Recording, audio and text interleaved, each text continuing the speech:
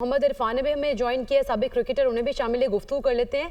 सबसे पहले तो हम ये बात करें कि पाकिस्तान ने एक तवील अरसे बाद इंग्लैंड के खिलाफ और होम ग्राउंड पर टेस्ट सीरीज जीत ली है। आपके ख्याल में इस तारीखी फतह का असर क्रेडिट किसको जाता है? नहीं, ये तो बड़ी खुशी वाली बात है कि काफी देर से पाकिस्तान की क्रिकेट देखें तो काफी मुश्किलात में थी। तो ये क्रेडिट पूरी टीम को जाता है, स्पेशली साजिद खान और नुमान को जाता है, जिन्होंने इतनी अच्छी बॉलिंग की है।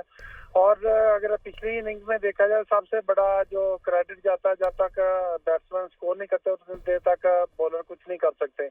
तो साउथ स्किल ने जो आके इनिंग्स खेल ली है, वो किसी डबल सेंचुरी से और किसी भी इनिंग से बड़ी सेंचुरी थी उनकी, जिस तरह उन्होंने आके खेला मुश्किल विकेट पे।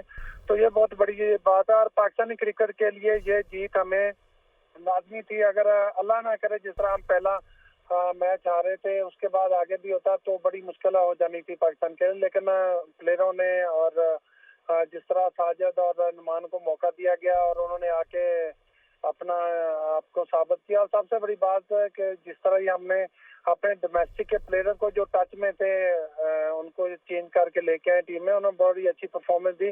क्योंकि पिछले काफी टाइम से अगर देखें तो हम काफी बड़े नामों को कैरी कर रहे थे, लेकिन उनकी परफॉर्मेंस कुछ नहीं थी।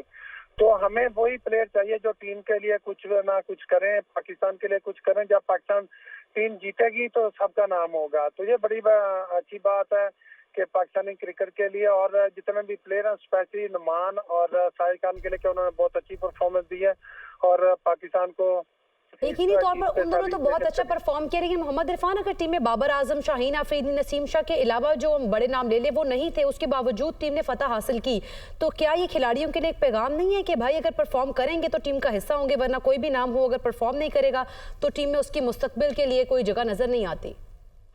नहीं, ये बड़ी अच्छी बात है कि कोई भी हो, चाहे कोई भी बड़ा नाम हो, जब तक आप टीम के लिए और अपने मुल्क के लिए परफॉर्म नहीं करते उतनी देर तक आप कोई बड़े प्लेयर नहीं है। कोई आपका अपना इंडिविजुअल स्कोर है या आउट है, वो आपको कोई उसकी अहमियत नहीं है जब तक आपकी टीम ना जीते। तो ये बहुत बड़ी बात है पाकिस्तान टीम के लिए कि जो हमने लड़कों को चांस दिया है।